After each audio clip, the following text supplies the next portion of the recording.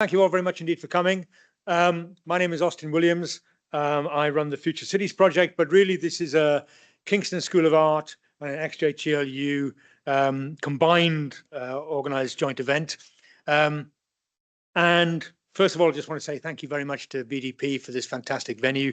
We've been here many, many times as the Future Cities project, and it's just a cracking place to come and visit and have a thoroughly engaging, difficult, argumentative evening. Yes, so feel free to kind of raise your voices and your thoughts as we go through it. Anyway, this event in some ways is designed to look at history and contemporary architecture in China, but also kind of maybe taking a look at that old critical regionalism argument, which may or may not be dated or out of place. It's kind of taking a look at whether architecture can be modern while remaining with some traditional aspects of it. But then again, you have to ask yourself, if China is now on the world stage, is tradition the best way forward? Should we have it much more a more globalist vision of where it sits, a more universalizing image? So we got some great speakers. I'm going to keep it short from my perspective, and I'm telling Yiping that she has to keep it short as well. But we got Dr. Yiping Dong, who's come in from XJTLU. She's an associate professor at XJTLU in Suzhou. She was PhD candidate at ETH Zurich. She had a doctorate at Tongji. She's a member of the International Committee for the Conservation of Industrial Heritage and has written widely on the subject of conservation in China and in the West. She's in London predominantly to judge the President's Medals, the RIBA President's Medal. So we're really delighted that she's taken time out from a very busy schedule to talk to us. Let me just introduce the panel, because we're going to have some respondents and then come out to you in the audience for your comments and questions. So after Yiping has spoken, we'll have Vicky Richardson, who's a well-known architecture critic and commentator. She's the head of architecture at the Royal Academy. She was the director of architecture, design and fashion at the British Council, and prior to that she was a commissioner of the British Pavilion at the Venice Biennale. So again, these guys are sitting in the front. You can't see them yet, but then they'll move effortlessly onto the table after Yiping has spoken. Next, we'll have Benedikt Zucchi, who's head of architecture at BDP, and BDP actually built the campus in Suzhou where Yiping teaches. Benedikt primarily works in the health centre on schemes like the Great Ormond Street Hospital, on the new Children's Hospital in Dublin, which is about to be completed. And he's the author also of Big House, Little City, Architectural Design Through an Urban Lens. Very worthwhile. Christmas is coming, stocking fillers at the ready. And then finally, we have Di Yang, who's the founder of the excellent Chinese Takeaway podcast. She's the co-author of New Chinese Architecture, 20 Women Building the Future, and she helped orchestrate the exhibition. She's from Hangzhou. She studied in Suzhou, then Torino, then UCL, and she's finally qualified as an architect and is now working for Foster & Partners. So let's have a round of applause for everybody. Thank you very much. So look, anyway, I urge you, just as Yiping is talking and as the comments are coming from the panel to Yiping, just to think of some comments and questions. It can relate to what's being said, or if you have any wider questions you want to address, please feel free. It's not a one-way process. We're hoping to learn from you as much as from the panel. So without further ado, introduce Yiping Dong. Wonderful introduction. So I may start because he gave me a very challenging task to talk this scene in 20 minutes. So I try my best to finish this in 20 minutes. With this topic, he gave the contemporary Chinese architecture tradition meets modernity. I just have a small window to look at this, not the entire vision. So I try to, with my historian's view, to understand how this tradition in the Chinese contemporary architecture was discovered, and also how this was connected to the contemporary practice in the context of explosive urbanization, and also with the professional exhibitions and periodicals to show the Chinese contemporary architects outside of China, and which also brings the experimental modernity through their practice.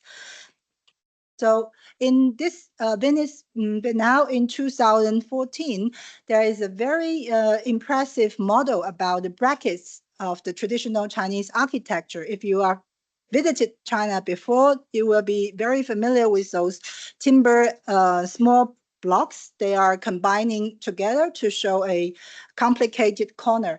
The brackets is part of the Chinese kind of feature of tradition, but that's 2014. Omar has been working on using this as an image of tradition of China, but also how it's inspired for the architects for their practice.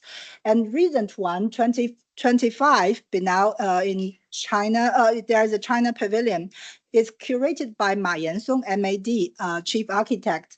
And during his pavilion design, there's many emerging young architects or multidiscipline practice working together to show the diverse the modernity, I say.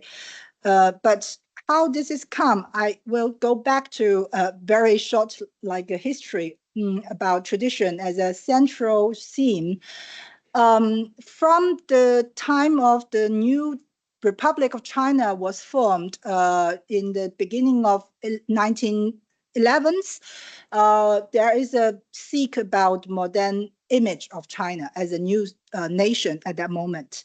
So there was a different approach about modern images with the traditional icons, something like this Sun Yat-sen Memorial Hall in Guangzhou or the Bank of China, and also there's Ministry of Foreign Affairs in Nanjing. So there are Nanjing, Guangzhou, Beijing, all across China. They were using different languages for tradition images. Some are entire the pavilion. Some are using the Art Deco details. Okay. Yes, some are very simplified motifs. But after this process, I think there is a big change to think about the Chineseness in a spatial design instead of those images. And this spatial design started with the research by recovering the tradition. There is a system about research in Chinese architecture. They have been documenting the Chinese buildings, landscapes, and gardens throughout China. And they establish the knowledge about Chinese architecture tradition. That is important. And in the way of documentation, they also clarify the different categories of architecture in China. There are some palaces buildings like Forbidden City and dwellings, those housing residences, and landscape buildings, garden. The city I'm teaching, Suzhou, is famous for the garden, but also the residents are connected to the garden. In the way of dwelling and landscape, they're connected. Also, they publish a lot, both internationally and locally. So in that moment, a young generation of professional architects get together, and they also publish for the journals and to write about what is Chinese architecture in the seeking of modern images of China. So I used the periodicals, professional journals as a media to understand how those knowledge was shaped and also communicated to the public through publications and also exhibitions. In the moment of 1980s, there is a moment when China started to look outside again.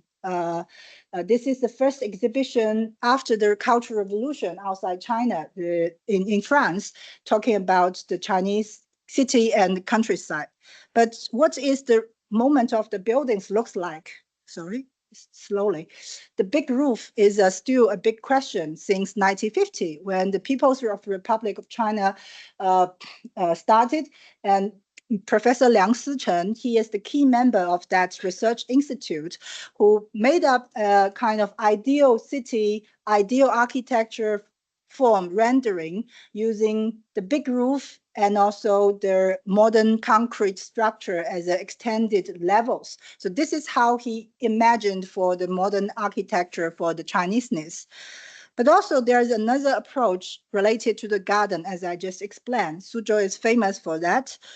Scholars work using space as a new approach to understand the garden qualities by writings and also connected to the art historians writing on the landscape painting become a model for the garden and also be inspirations for the gardens. So one of these architects among this period, either educated in China or outside China, I.M. Pei is one the leading architects, and he has been working with the garden space topic in his final year project in undergraduate, which hasn't been realized, but I think this is connected to his later practice in Suzhou for the Suzhou Museum to combine the different courtyards for the space. But when he was given the chance to do the practice in China after the Cultural Revolution period, people we opened the door again. He was having this chance to do the Fragrant Hill Hotel, which is a way to combine with the garden theory and landscape painting in his approach. And also, this is a garden site, a imperial garden in the suburban of Beijing, connected to the landscape painting by Zhao Wuji. He's a very good artist to connect with that. And his language of architecture, we can see still connected to some motifs like the early 1930s architects, but he already tried to use this courtyard as a language for connecting. After Bai Yuming, unpack, one of his classmates in his young time, Professor Feng Jizhong, he was educated in Germany, in Vienna, in TU Vienna. He gets his position in Tongji University since 1950s, but he wasn't very successful in practice due to multiple reasons. But one of his projects after 1980 become one of the very important turning point for translating the gardens images and garden space for the contemporary architecture, and also influenced the later younger generation like Wang Shu and Liu Jiakun, the two Pritzker laureates. This is one of the key area of the garden to translate this openness from the corridor, but he used a new like masonry to shape the corridor from the void space. And this is another like very tiny building as a tea house, connected to a poetic image called He Lou Xuan. Is that humble building for a painting image. A very simple structure with the bricks, with the curving spaces, and the material is bamboo. It's not like a concrete or major structure, but what he was taking from the local vernacular architecture language and also connected to some very primitive, simple hut. We know the primitive hut is one of the key topic for architecture history. So this is the latest scholar's work to reconstruct his bamboo structure for the space. So after 1980s, a lot of booming of the urbanism. So architecture journal being very professional related. One of them are talking about series and about Western architecture theory particularly, which influenced the younger architects generation. Time and architecture is one of them. And then among this, a lot of professional journals talking on that. And Domus become translated into China, and they focusing on the young practice architect, independent practice architect in different cities like Beijing, Chengdu, Shenzhen, Guangzhou, Shanghai, Hangzhou, all different places. And also the Spanish version also been translated into Chinese part. And also they focusing on some Chinese architects as well. The UED is another version. They are looking at the domestic practice, but also in detail analysis about their theoretical approach. I will use several like pioneer architects in the moment, like Yonghe Zhang. He is currently the Dean of Architecture School in Hong Kong U. He started with like experiment architecture installation. This is a book bike for a bookstore in early 1996, very, very early. But in the meantime, we see this architecture or urban context in the changing of 1996 to the 2000. We are suffering from this big reconstruction movement. Every building has been like dismantled. And the other side, the outside view of China of this more contemporary architects, starting from Tumu exhibition in Berlin, Aides. Edward Kugel is a curator, and he invited the pioneer experiment architects, including Liu Jiakun and Wang Shu and other practice architects to do their exhibition. And recently, there is another exhibition to talk about building in China as a century work.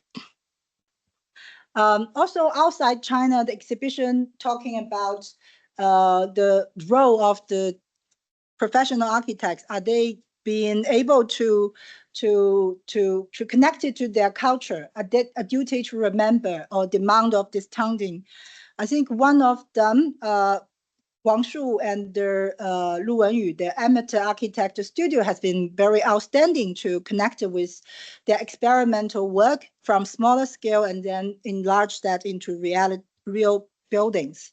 And Paris, again, you will find most of these exhibitions, they are reporting or exhibiting the similar group of architects because they are those who can be very experiment. And also, if we read about those journals in the period of 2000 to 2012, most of the keywords are tradition and experimental architecture, urbanization. It's experimental not only from the local architects, but also from the foreign architects practice in China, being very experimental, like OMA has been trying to do something which cannot happen in other cities at all. And also we can see another political compass of the different architects' practice. It's including all like a famous architects' practice around the world. And I searched that there are several names from China: Li Xiaodong, Wang Shu, Vector, Open, MAD. They're from different backgrounds and different approach for architecture. So I think tradition is one theme, but there are more themes for that. Okay. Follow that chart, we see different architects' practice in China. But I wanted to use another very,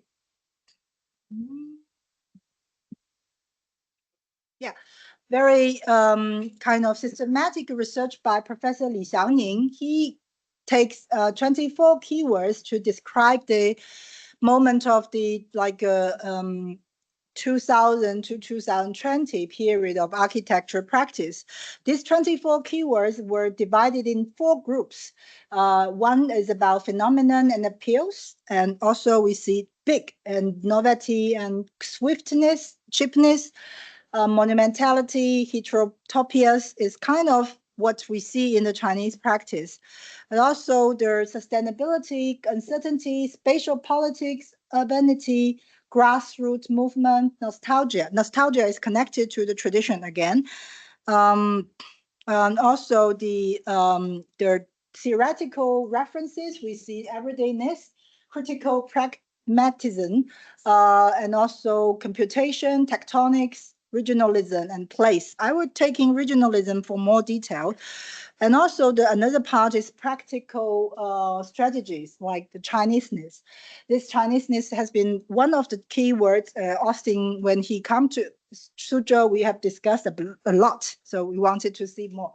But also the space for memory. I started with a small project by Liu Jiakun. This is one very tiny building he built for the memory of the earthquake in 2008. Is a small student memory room. What he did is trying to use this room to memorize a kind of anonymous life, which brings a different approach to those modern architecture, monumentality, the bigness, which makes his practice stand out very much. And during this moment, he has also been working with the recycled brick after the earthquake. But brick, it become a new material again for traditional image of Chinese architecture. I mean, this may be not new material, but we always see the bricolage bricks of materials. Wang Shu, he also used that strategy very much for continue with the local material and also like collage of different pieces through the times. Urbanism has been working with Tulou as a very typical Chinese collective housing with the motif, and then they translate that into the collective housing for immigrants from outside to the young to the Piera Delta region. Another approach related to this the tradition image is about the landscape and the garden. And to translate the garden art into the contemporary architecture, one of them, Wang Shu, has made a great work and also very experimental. One of his apartment building has 2 bedrooms and 1 living space. He considered this could be translated as a garden instead of making a lot of courtyard spaces or flowers plantations. He just input 7 small lands and try to translate that into an imagined garden. And continue with this garden, and he also worked with the traditional tectonics and the memories, like such kind of materiality of patchwork, and also the grotto image with his opening of the windows. So such kind of connections are kind of material strategy and surface strategy. But I think most successful part is the spatial strategy, which one he tested in the library of Suzhou Wenzhen College with a detached pavilion facing to the water. This one that makes the building so different about the architecture quality as a pavilion, as a garden image. Another interesting experiment is those experimental architects, they are thinking whether we can do garden philosophy in the modern architecture without the flower and trees in the bigger scale. One of them is Tongming Studio, and he did a small, like a garden in a big park. This one, very symbolic with the cubes, and as he considered that the abstract space of the garden. But in the reality, when his projects finished, there was a new rentee come in for a tea house. They divided, they discussed it, they discovered that one doesn't fulfill their imagine of the garden. So they rebuilt the garden with the original plan and add a lot of detail of Chinese architectures with the materials and also the roof details and the garden with the floors and the bridges and the waters. So what really makes garden or landscape painting, as the key poster Austin showed us, I think the landscape painting has made a special spatial quality with the 2-dimensional representation. And these layers of the different details create the depth of space, which become a garden and also landscape strategy for later architects. Wang Shu started with his practice using that strategy in 2010's Tengtou Pavilion, and he used this volume to cut from the painting, and then what he was trying to use this isometric drawings and try to make a sequence of the sections to describe these layers of images. And this smaller unit become a kind of typology unit, and he used that for create an ideal village through this design strategy. This is the architecture drawing after the construction. And this kind of experience to climbing through the different layers of the walls become his another high point of the guest house in the campus of CAA in Hangzhou. Also, he was experimenting with the roof structure and connected to that tectonics. I think this layers part is most successful for his design strategies. And also we can see that it's connected to the early practice of the tiled garden in Venice. This is his practice about tradition again for the tectonic studies and how those interwave the tenant motif structure could support the big space. In some of the practice, he was using that bridge structure as a ceiling for the larger space. Another major project he was taking from the tradition is the painting of dwelling at Fuchun Mountain. This is one very large complex sitting in a mountain area. And what he is given the task is to collect this image of this museum or the cultural complex is to display that painting, very famous painting, but within the real landscape. But what he also been influenced very directly is the Corbusier's architecture philosophy on architecture promenades. With his research on this project, we can see a very clear connection about those ramps are making those layers of space become more visible through the movement. And also the tactical, the material of the tiles also been very deliberately connected to some painting images and garden space. The whole architecture is not just one building, it's a group of space connected to corridors and open courtyards and different zigzag corridor spaces together with dialogue of the stop space and openings and theaters. I think this one is one of his most successful to translate that painting image into the real space. And also the texture, the rammed earth is another important traditional technique he was trained to translate for. And also the bamboo structure surfaces for the space. So during the cultural complex project, he was doing another parallel project for the village context.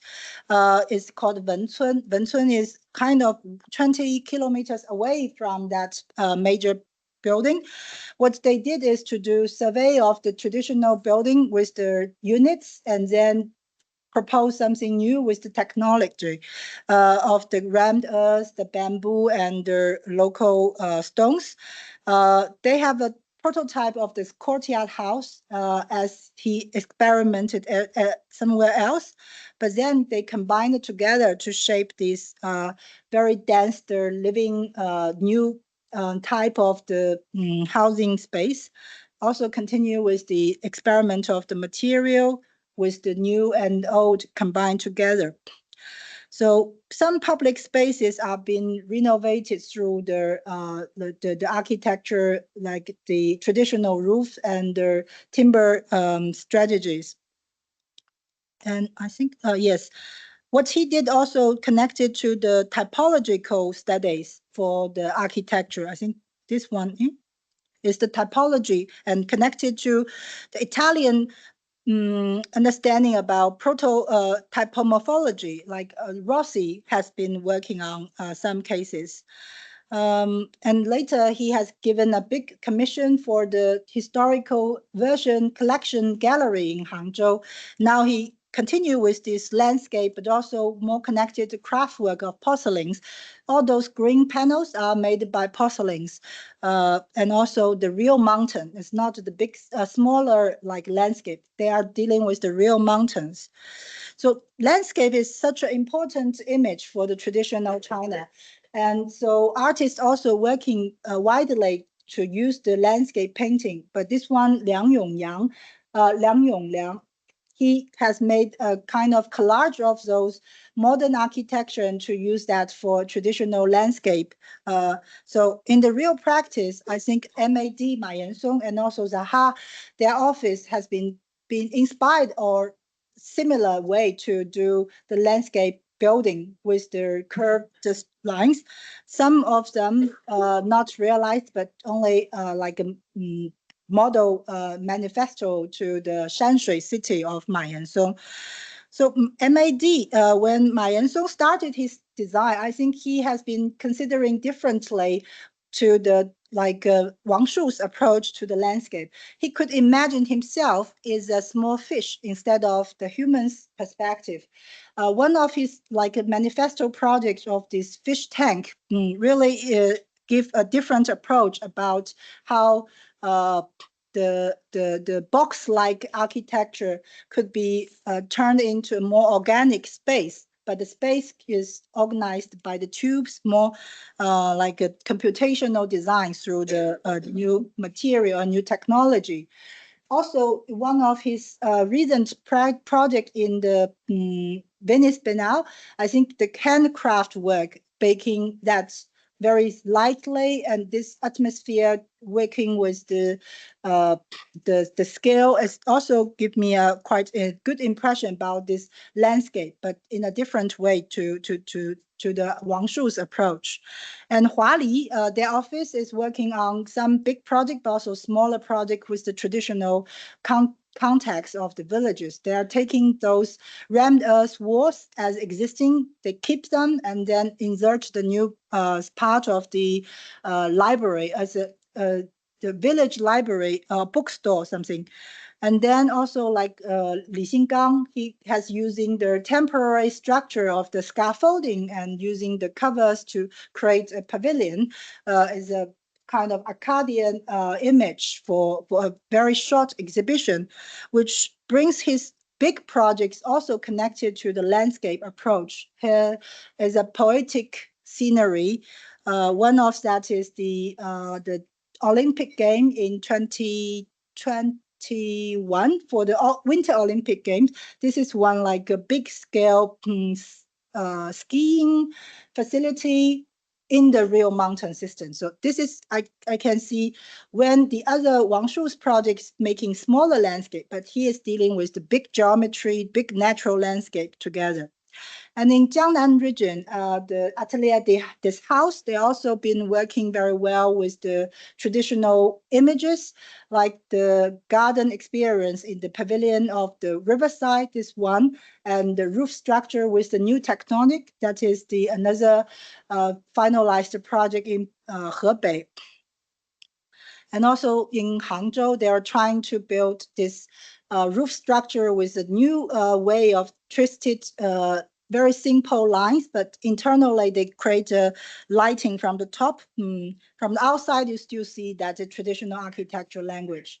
And in Guangzhou, all office architects, there are a couple, they're working in the different contexts like urban villages, and they try to combine their work accommodate their design into this very complicated context, but also some interesting like revocative for a modern, very young church. What they did is to take the church, to make the church surfaces out, to also take the major structure out and create a new layer of time through their new intervention of the traditional image of church. Other like more younger generation architects are taking familiarities and their everyday life and using documentation and typology to study about architecture. This is one in the rural context in Fujian, in Kunming.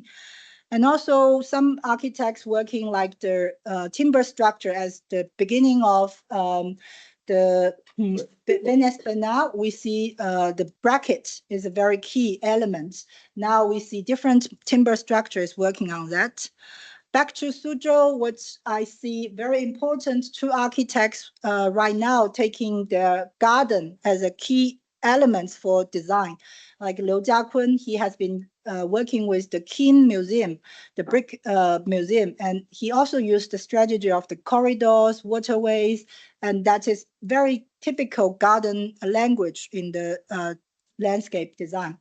But also the final page I wanted to say that is the Suzhou Contemporary Art Museum recently finished the going to be open soon, designed by BIG. They're making their statements that this is a version 2 of Suzhou Garden, but I'm not very convinced for the moment. Okay, so I am finished my part. Thank you.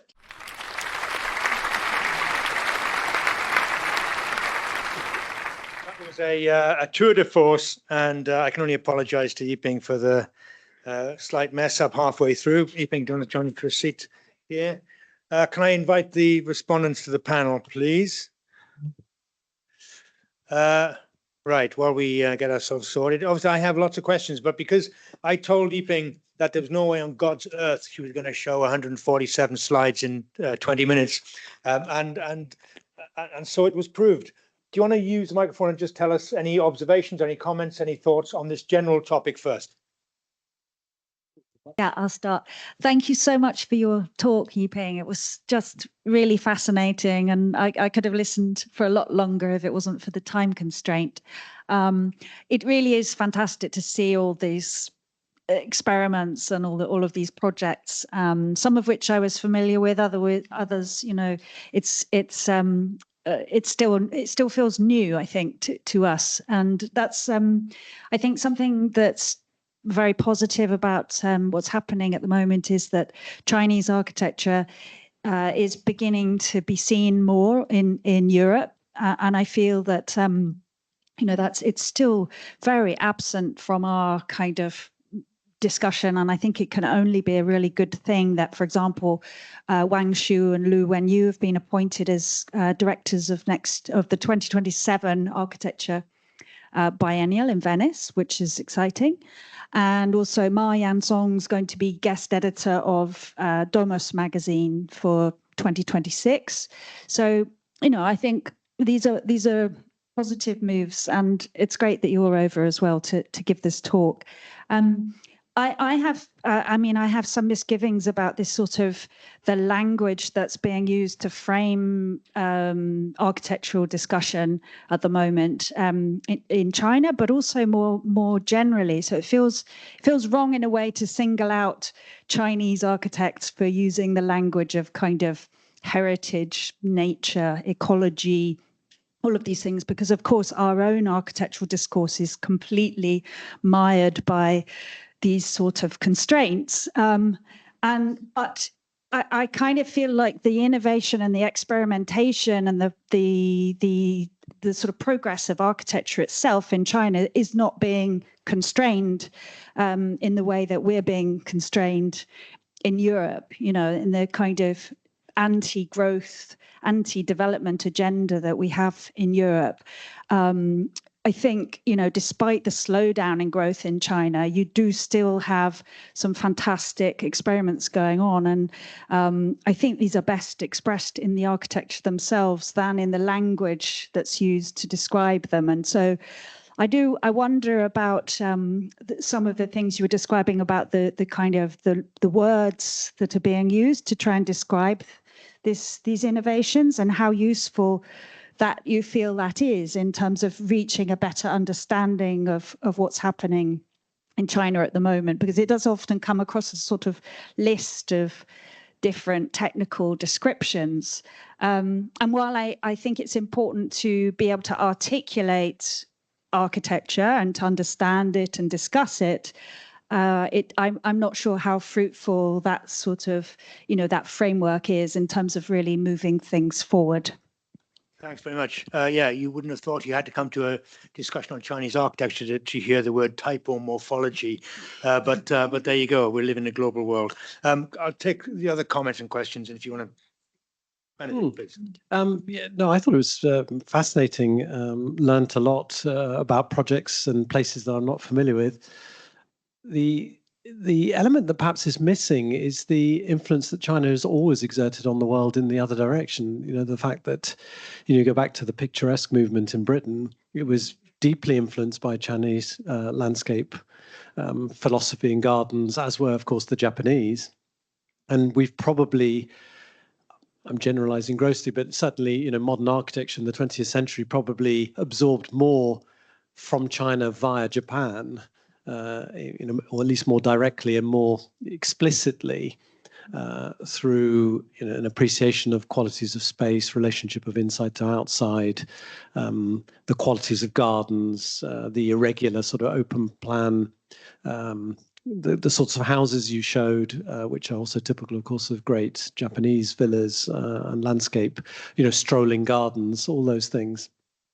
So I think it's interesting that now there is this return, perhaps, of China to the fore you're actually reclaiming territory that was once yours. You know, I mean, you even think all the way back to Marco Polo going to China and learning lots of things about, you know, the Chinese way of life, and apparently, you know, comparing, and perhaps obviously comparing Suzhou to Venice and saying this is incredible. It looks just like home. So I think it's that interesting thing that the world is very different and also very much the same.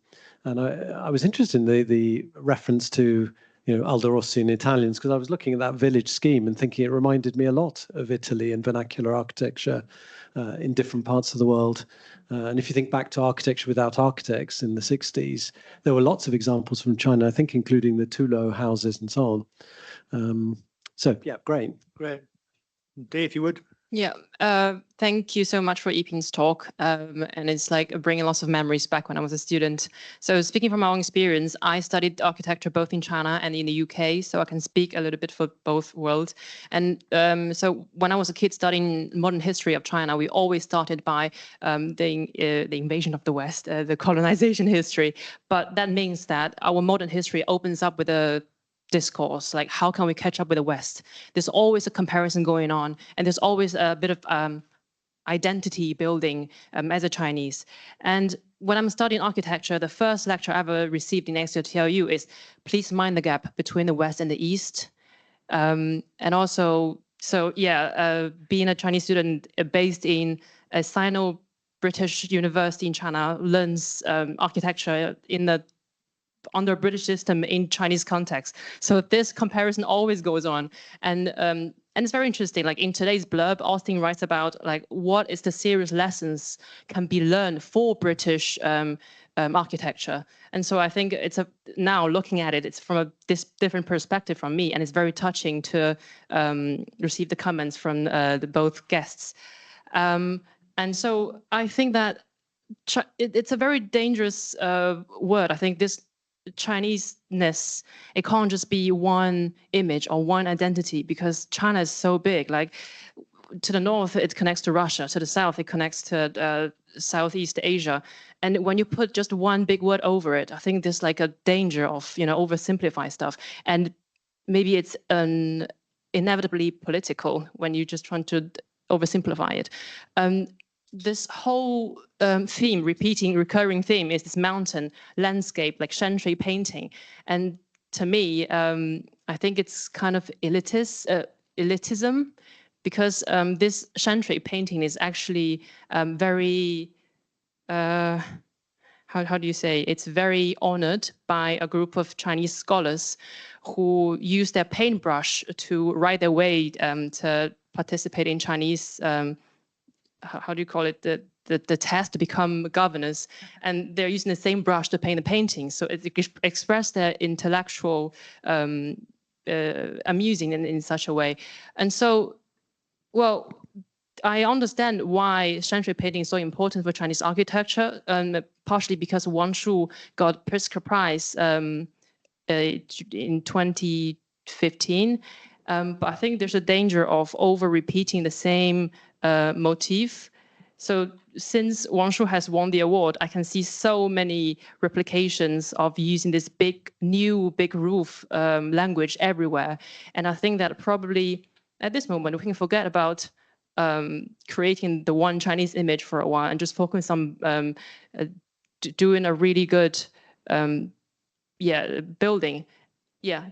Just one last thing, quoting from Chang Yonghe, he's like, over the past 40 years, the biggest change happens, it's not about the ever-changing shapes, styles, or forms, but it's the evolution of ordinary buildings.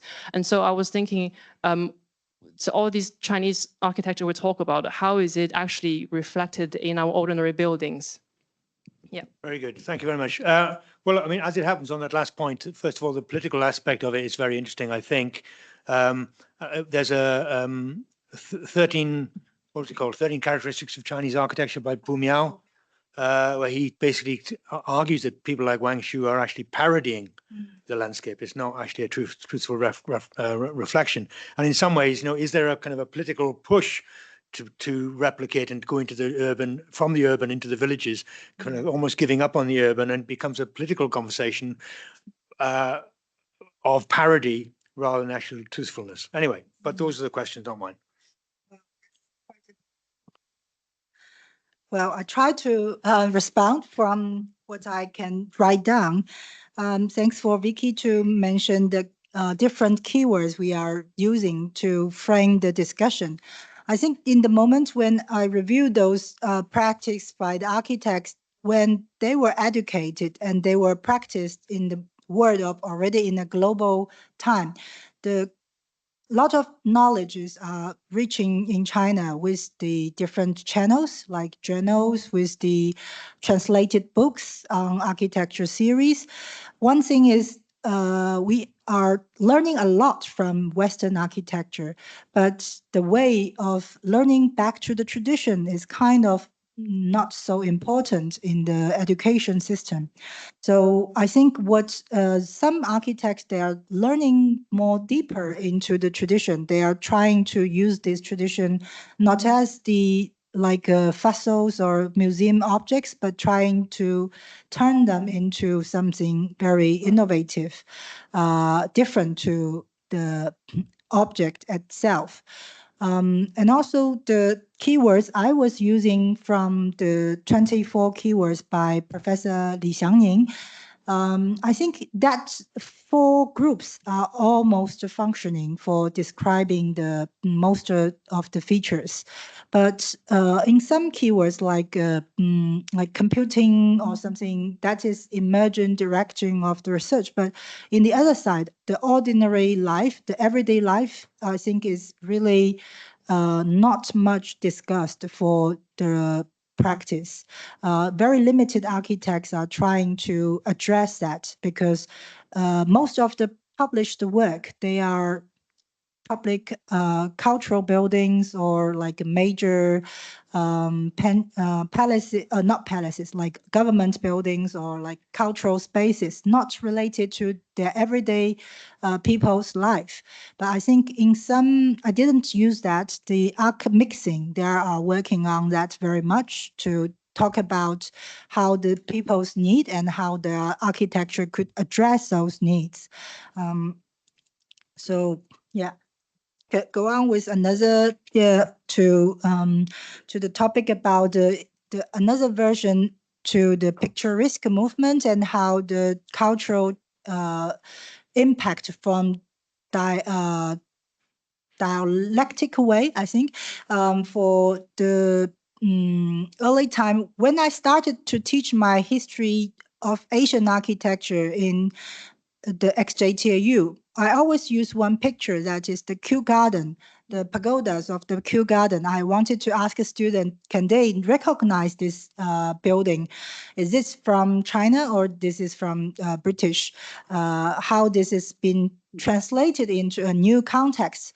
The cultural image has been appropriated again, reappropriated for the different visions and perceptions. But also, I think this helps us to understand the landscape is very much a common thing for East and West, as not just divided. We take nature similarly in China and also in British in the 18th century. So this, I think you mentioned a very important thing. The word is different, but still there are a lot of things in common, as some analytical word like typomorphology. I use that and you pointed out. I think that makes a kind of systematic understanding about how architecture grow in the organic way and how the modern understanding could help us to extend this growth more generally, more organic, instead of changing the type totally in another version, which interrupt this tradition very, very fastly or violently. And the last by Yang, Di Yang, and talking about what's the identity or more than one identities for the Chinese architecture. I think definitely the images of such a big and long historical city, country, we have so many different aspects for for the tradition. As today, I just talk a little about landscape because Austin made that poster for the landscape. If we talk about tectonic, we have another more different way to think about tectonic tradition, how that is working.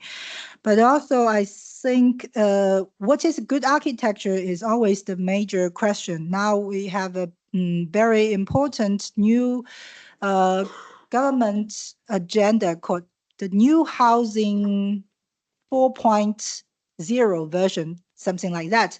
So they consider the current design strategy may not work for a better quality of architecture, just to fulfill the demand of numbers, not the quality of the architecture. So there's a chance for urban regeneration, the rural revitalization through the better design.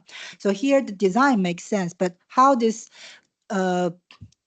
critique related to what is good design still has some cultural aspect. I think going back to what is more close to your heart, particularly to Chinese people, or this particular site or this place, get into something we need to go deeper and dig the history and to understand history. Yeah, I think I'd like to discuss a bit more about the kind of the political constraints in relation to architectural innovation, and how much of this kind of current agenda is being driven by, you know, the kind of constraints that architects feel under the imposition of a sort of policy, which Xi Jinping, you know, I think it was maybe nearly 10 years ago, spoke out against weird architecture, and that's something Austin wrote about. And you know, what was really going on there? That would be interesting to know a bit more about. And the way that architects have been very specifically directed to look at Chineseness and to look at vernacular architecture and so on. And I mean, I think we should always be suspicious of a kind of top-down political agenda like that in architecture, which, again, I think we very much have that here in Europe. And, you know, we should be highly suspicious and critical of that too. But that would be interesting to know more about. I mean, I feel that in some ways, I mean, I've been interested in China for ages, and you know, excited by all the urban developments, the infrastructure, the drive to build high, the kind of experimentation with form and materials and so on. That really has always excited me. But I feel like a large section of the sort of architecture world have only recently become interested in Chinese architecture because they kind of feel, yeah, finally Chinese architects are talking about the same things we're talking about, you know, natural materials, brick, vernacular, and so on, which has been a strand of interest here for a long time. But I think it would be a terrible shame if Chinese architects kind of turned their back on some of the really exciting things that have been achieved over, like, you know, the last 20 years or so with the development of cities in particular. And so, you know, I would just put a note of caution, I suppose, in terms of this investigation of Chineseness, which I think is a bit of a red herring, maybe. Very good. You don't have to get too political in your response. Well, it strikes me that, you know, architecture and you know, our world of design and cities is deeply political. Of course it is, and when it's left to the market, it's still political because it's, you know, money talking and directing things. So it's all to do with, you know, land values and so on.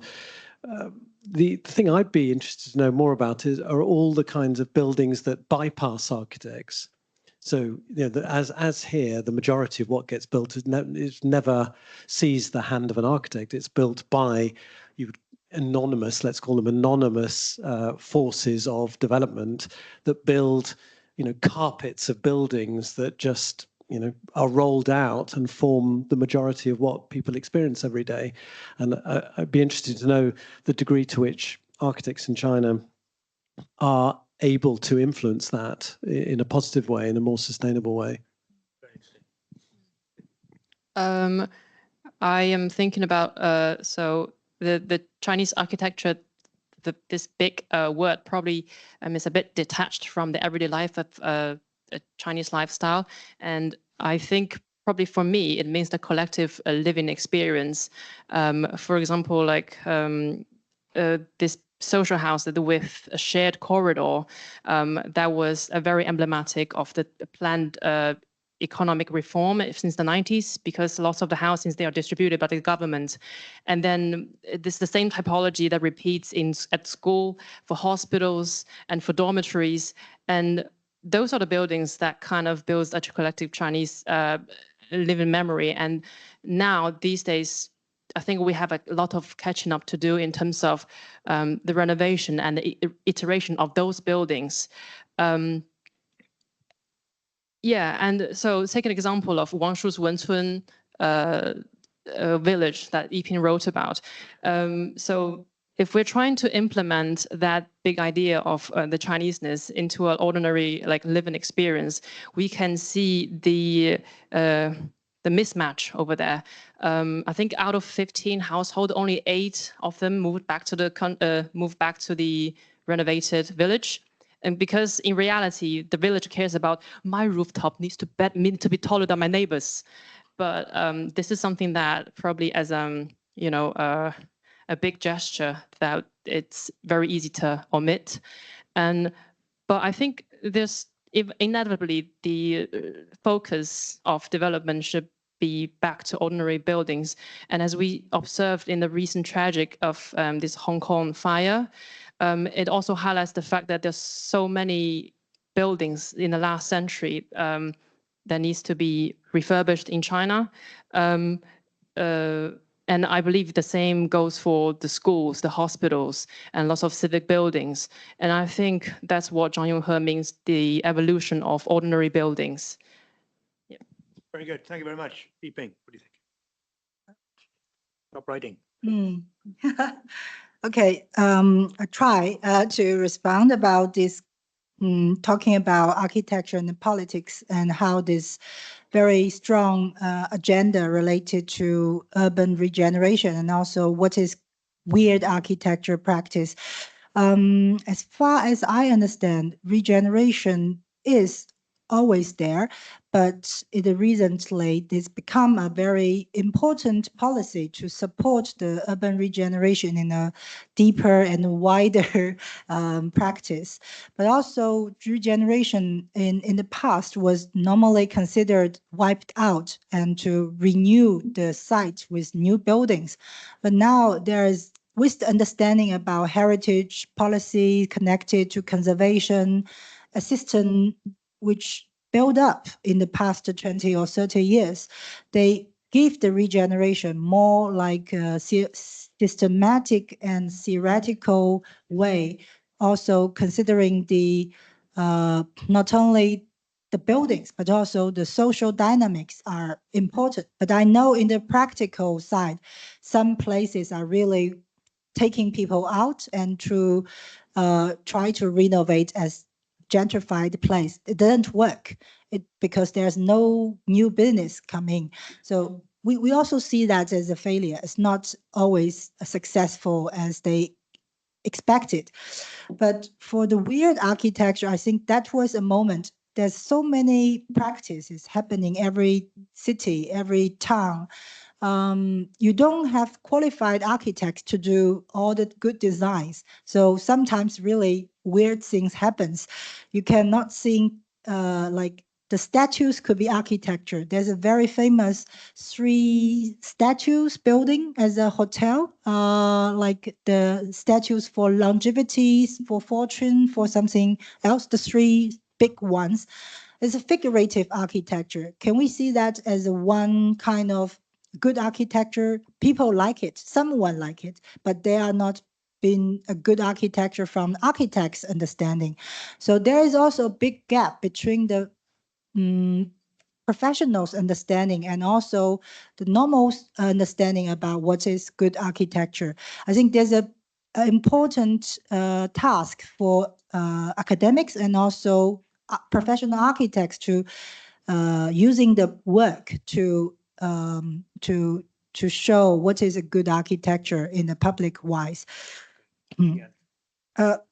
Country analysis, sorry. The Chineseness and social housing. Sorry.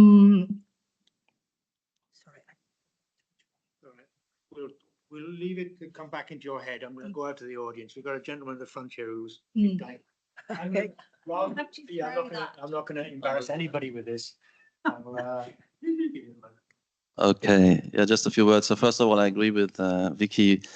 Chineseness is getting in the way of actually a proper development of Chinese architecture in China. And by the way, there's only world architecture at this point, like a world society, a world development process.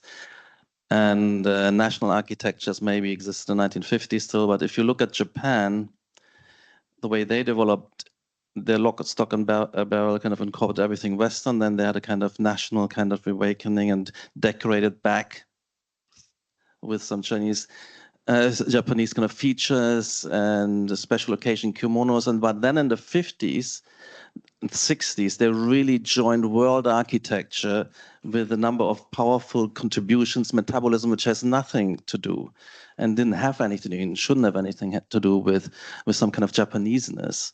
So it is an absolute kind of gets absolutely in the way and is self-limiting. The other thing is absolutely self-limiting is that what we now, let's say, cherish as Chinese architecture through certain figures like Wang Shu and others is pulling away from the urban development process.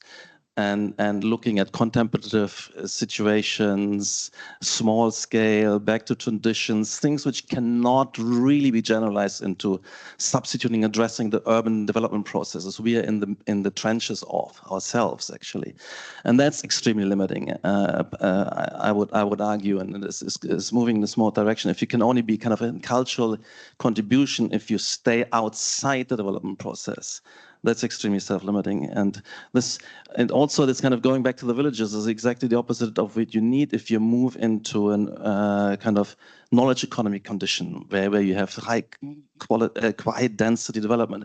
If you talk about the ordinary, let's say, architecture, where is that? That's in big buildings, big development complexes in the centers and dense megalopolis conditions. That's where you, and there is not much Chineseness which survives in this, and you're competing on a global scale now with others, and that's where I think, and some of the political direction is also getting in the way. If politics usurps the development process, basically architecture is crowded out and we're moving to some kind of, it can't be architecture at the same time. So when Hitler and Stalin interfered, anyway, so that's a challenge. I just want to say one thing where we felt we are been pressured to do Chineseness and give meaning to a project. And what is usually that meaning? It also gets in the way because it's some kind of local feature, icon, mascot, and the only idea of meaning is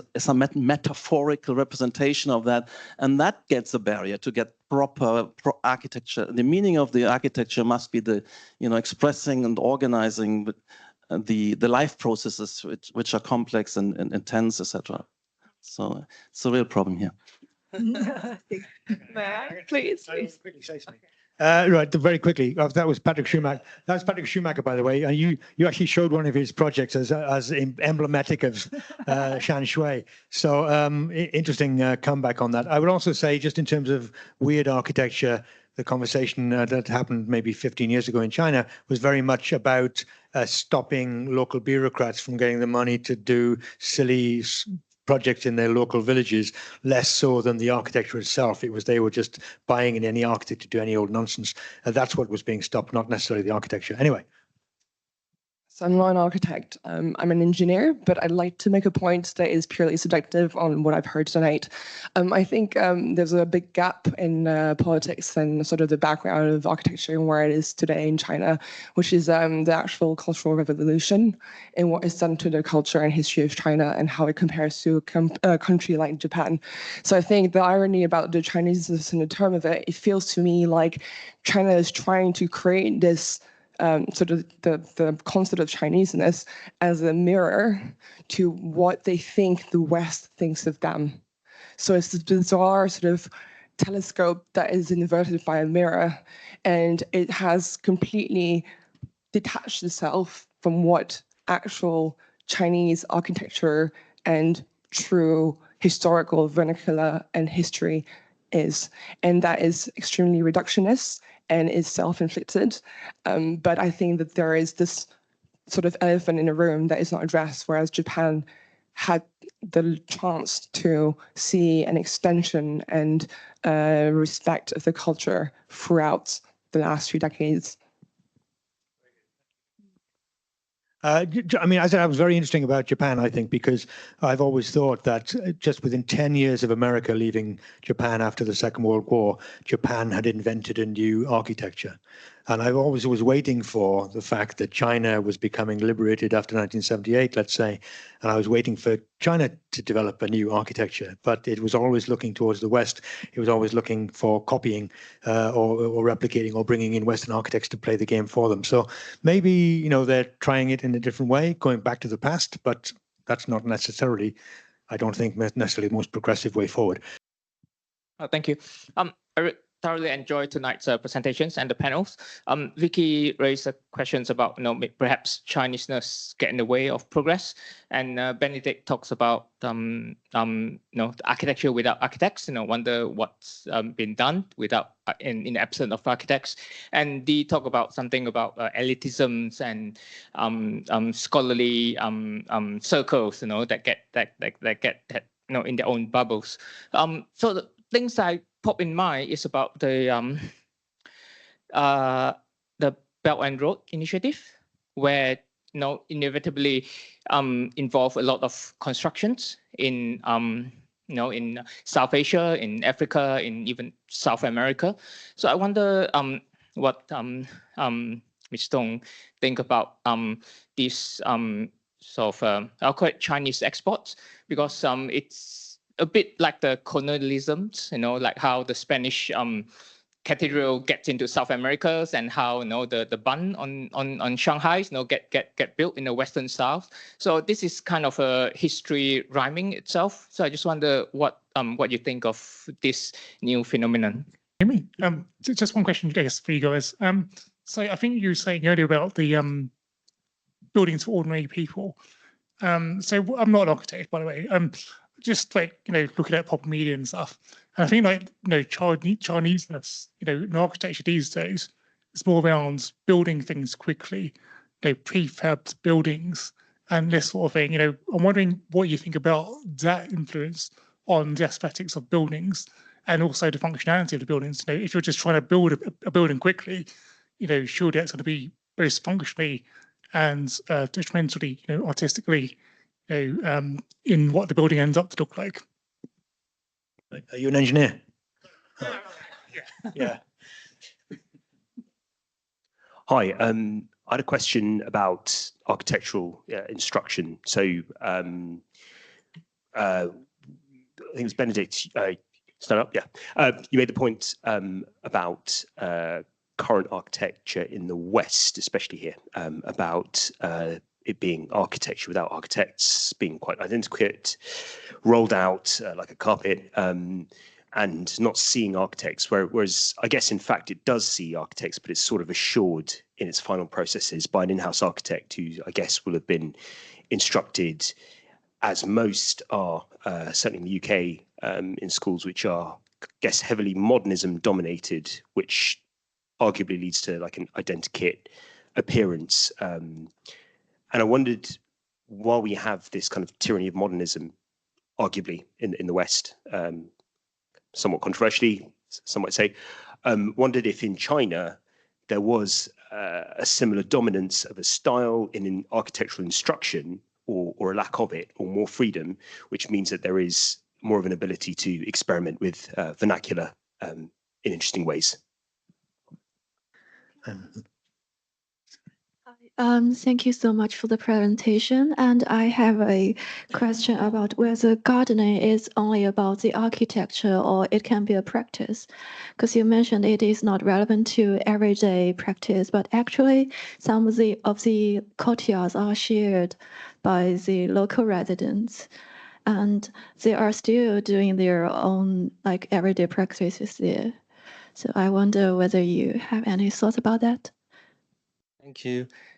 It's probably more like a comment about back to the Chineseness, not that yeah. So just back to the discussion with Japan, I feel like metabolism is indeed coming from the Japanese culture of shifting and changing. Like from the Shinto temples are refreshed every 20 years, and so although they didn't use the word like Japaneseness, somehow the cultural aspect is still embedded in the modern practices. I feel like the Chineseness, sometimes maybe it's a propaganda thing, but also it's also inspiring a slogan to inspire more practices that embrace our culture, but also it would inevitably go into a cycle of using the culture as like a formality.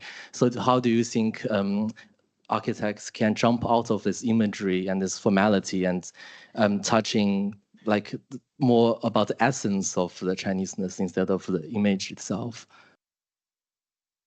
Hi, yeah, I just wanted to pick up on the kind of weird architecture and the Chineseness and the idea that having taught as well in China at XJTLU with Yiping, there's a real East meets West dialogue going on in all of this architecture, I think. And I think it's really difficult to kind of isolate Chineseness on its own. And the weird architecture, I mean, was this Chinese architects or was it Western architects going out and having a lot more freedom in China than they have back home? I mean, it's a question. And the dialogue between the East and the West is really where a lot of this architecture has developed, in my opinion.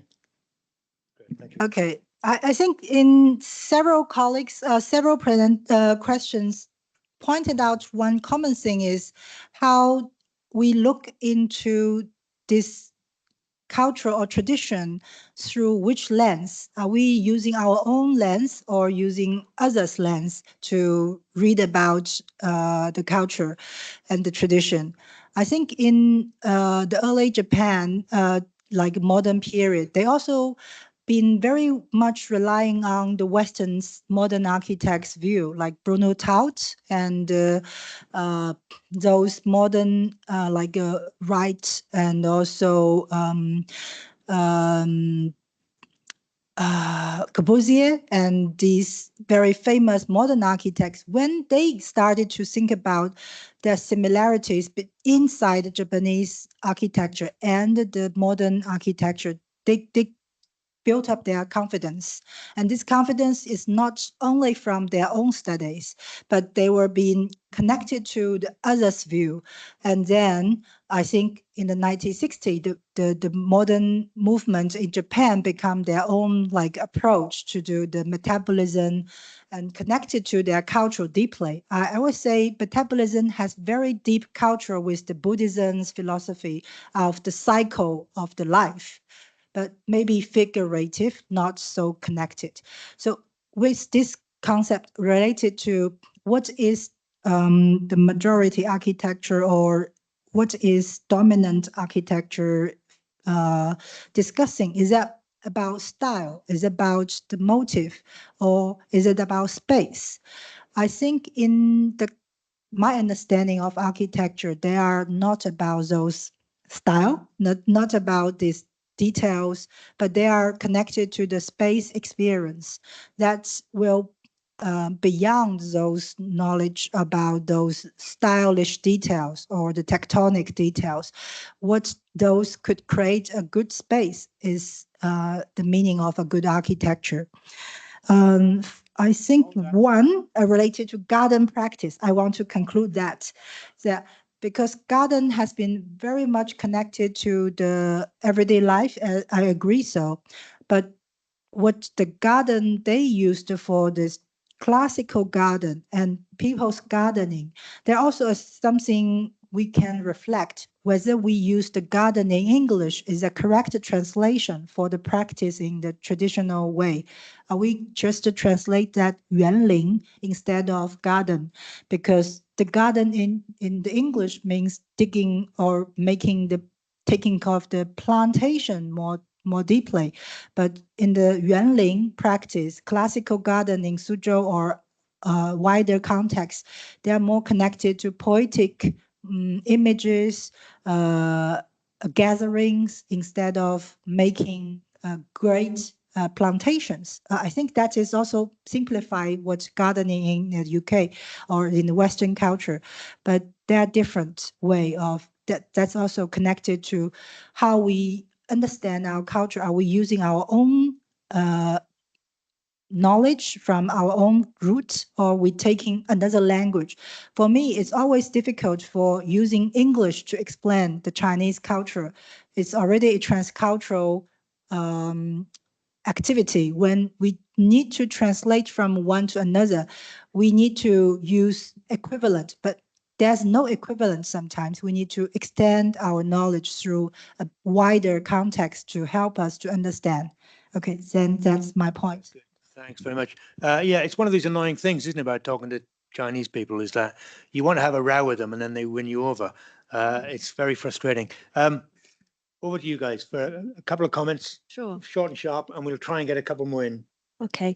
I think I wanted to just draw a distinction between the importance of really investigating history and one's own culture and traditions, and understanding that, and the kind of scholarship that we've seen from Yiping, which is, really, really important and interesting work.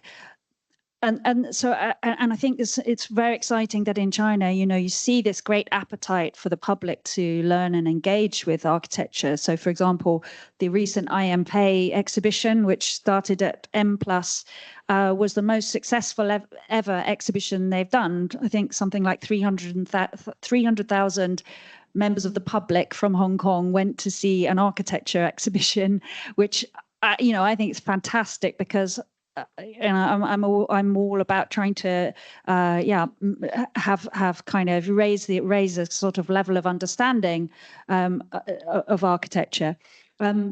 So that's really important, and I think we could certainly learn from that appetite to engage with our own history and traditions and culture here. There's masses more we could do on that, and I love Bernard Rudowski's architecture without architects. But what I think we should be really suspicious of is an attempt to kind of use that as a guidebook for the future of architecture.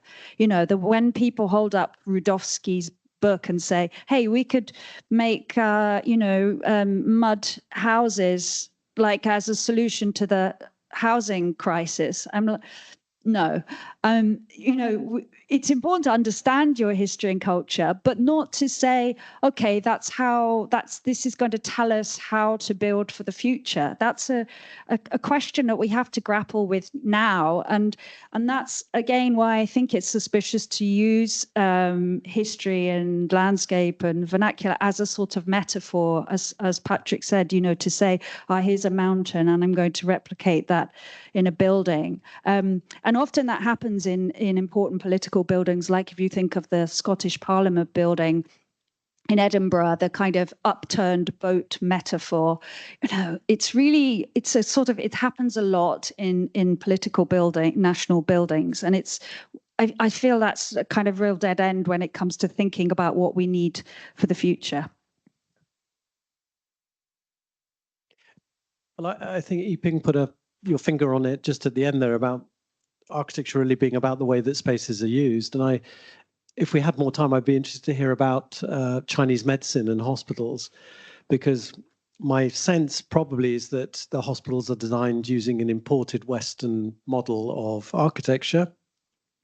And yet they, I'm sure, accommodate, Chinese medicine, which is part of a way of life. It is a form of science. It is a tradition. It's a living tradition, and one that grows and changes and integrates with other forms of medicine. I was part of a debate in Canada recently where exactly the same theme arose in relation to indigenous medicine, what they call First Nations medicine. And I visited an indigenous health hub where they are bringing the best of both together. And this is not a sort of artificial attempt to recreate the past. This is a way of working with people in a place to develop, a way of life for the future in an appropriate architecture, a responsive architecture.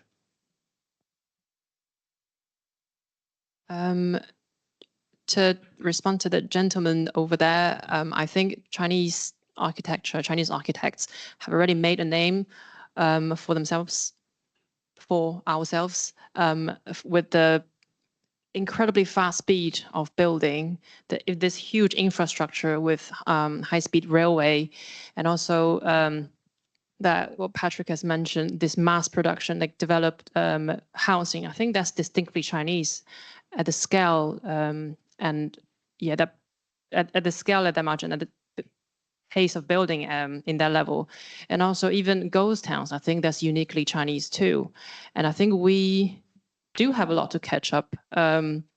Putting the identity crisis aside, but not with the West anymore, with ourselves. Because we have developed so much in the past decades and our lifestyle have changed, but the infrastructure hasn't really. So I think that, with renovation and with lots of adaptive reuse, China still have a lot to catch up for themselves. I think that's a very interesting point. I mean, when I did go to one urban design charrette in with a party in Shanghai once, and it was basically the idea that you can learn from around the world. So if you go to you take the boulevards of Paris, you take the cycle lanes of Amsterdam, you take the front gardens of London, and you kind of put them all together, and therefore you must have a harmonious ideal. Whereas it doesn't work like that. You know what I mean? And you kind of really want China just to have a bit of confidence to actually maybe take themselves forward rather than just simply always referring to something else. And that's the bit which I think is slightly lacking in the future of architecture in China. And that's why maybe there's a lot of this traditional harking back to the past. 2 points very briefly. So the medicine thing is a good idea. There's no such thing as Chinese medicine. There's medicine, scientific medicine, and it's one of the architectures I'm doing scientific architecture. Anyway, but I think what you said was very interesting, that some of the characters who've been, if you're looking at Wang Shu, some of the projects, and Jiang Kun and others, you emphasized their Chinese sources, but sometimes you hinted at the modern and international sources. And I'm avoiding the phrase Western because that makes it harder. Then it's a pride issue and you wanted your own, but no, you're participating in contemporary culture and modern. But there are some interesting, for instance, this kind of scoop punched out layers. That's something, which came through Louis Kahn and then picked up described in Charles Streng's The Language of Postmodern Architecture, and many examples of this.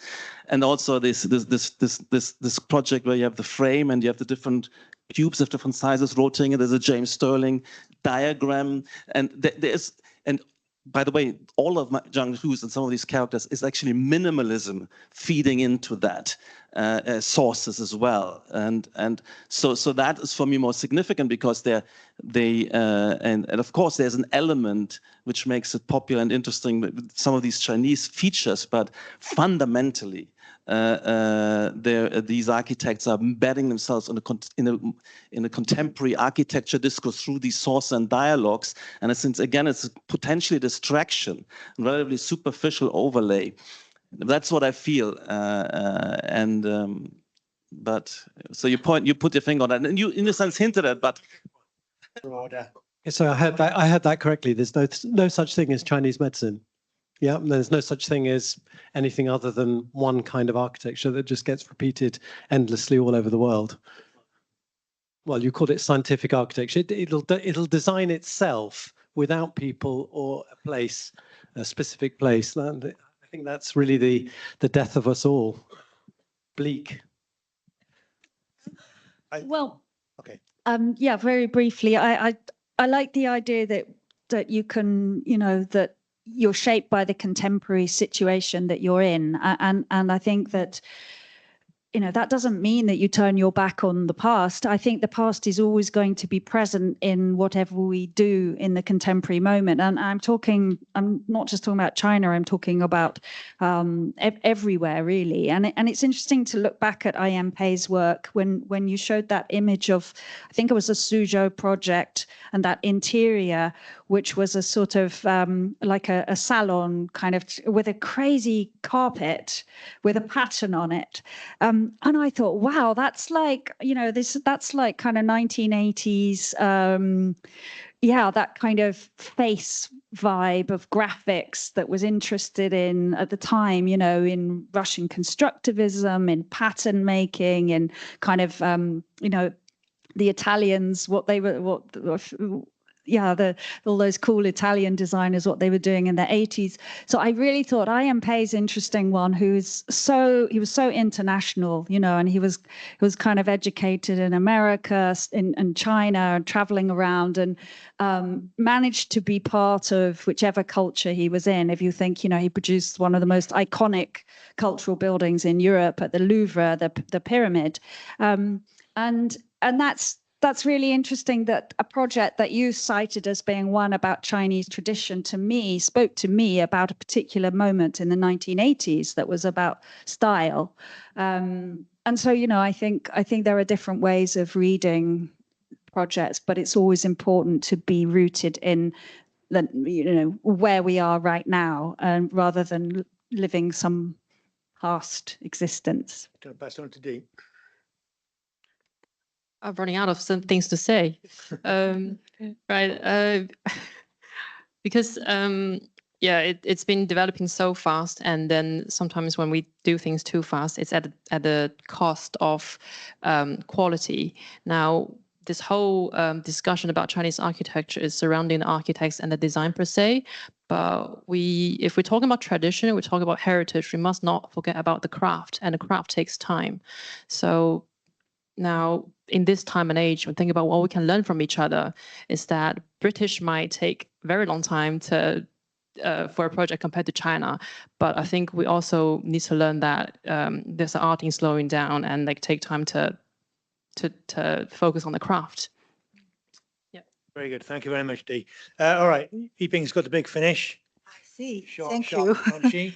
Thank you for all these very interesting questions and comments. I think I also get my understanding deeper for the tradition and the contemporary. And I'm particularly interested about in the way of those architects that are currently practicing. They do not see themselves as very much Chinese by themselves. They are global citizens. They were working all kinds of places with their also well educated from different background, from US, from UK, from some European universities, and then they go back to practice. So I think there is always a question how we define a kind of whatness in the way of architecture. In one of historians' writing, Nancy Steinhardt, she is speaking about how the Chinese architecture in the Tang Dynasty reached into the other continent through the archaeological sites. Something like if we are looking into all the buildings in the territory of China, are they considered as Chinese architecture? All those featured buildings outside China, but they are designed by Chinese architects. Someone else just to mention like those big aid projects into Africa or exported buildings outside.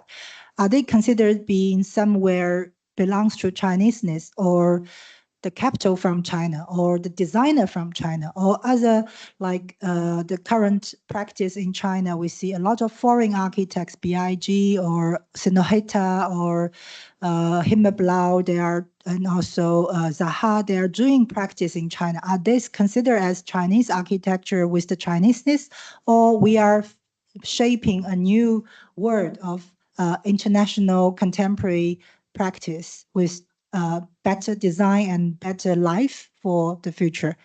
Thanks. Thank you very much. Round of applause. Go on.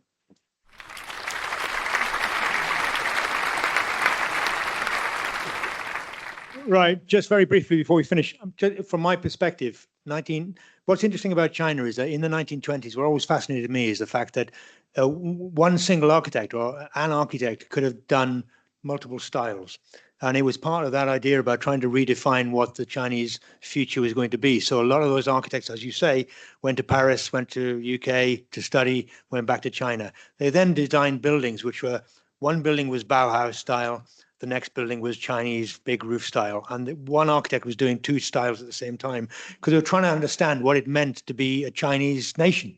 You know, are we developing our own Chinese characteristics, big roof? Are we trying to be on the world stage modernist, you know, and universalizing our experience? And that was a really interesting dynamic period. I think now it's slightly dulled because a lot of these commissions that we've been talking about are state kind of franchised projects, state commissions. State-owned enterprises are still the largest developer of architecture in China. But it's also the fact that, you know, there's a problem with what it is that China is really trying to represent, and it's becoming a national story. So I would only say that while we can have a conversation about the problems or the difficulties of China developing a national story and how natural, organic it is and how imposed it is, I think, as the panelists have been saying, when you look at the West, we don't have a national story at all, and we become completely fragmented and fragile in this entire conversation. Ironically, looking to China quite enviously of having some dynamic that we may have lost. Anyway, that was me ending on a high. What I can say is I'm always fascinated by having this conversation about Chinese architecture, whether it's Chineseness or whether it's the individual architects who, whether you love them or hate them, whether you think that's a relativized conversation or whether you think it's a pure artist and aesthetic, there's always something to learn from what is going on in China. In the same way, when I was an architecture student many, many years ago, you'd always look to Japan because that's where it was happening, right? Actually, Japan's still great, right? But actually, there's some fantastic stuff happening in China, even if it's in the rural areas, even if there's something which I think may be reactionary. I think it's still fantastic, design orientated, and has got a real dynamic to it. So on that level, keep your eyes peeled. If you haven't studied already, look into China. If you haven't been, XJTLU is a really good university. Get yourself over there. But keep your eyes peeled, read more widely, enjoy life. We're all global citizens. Happy days. Another round of applause, please, for the panel.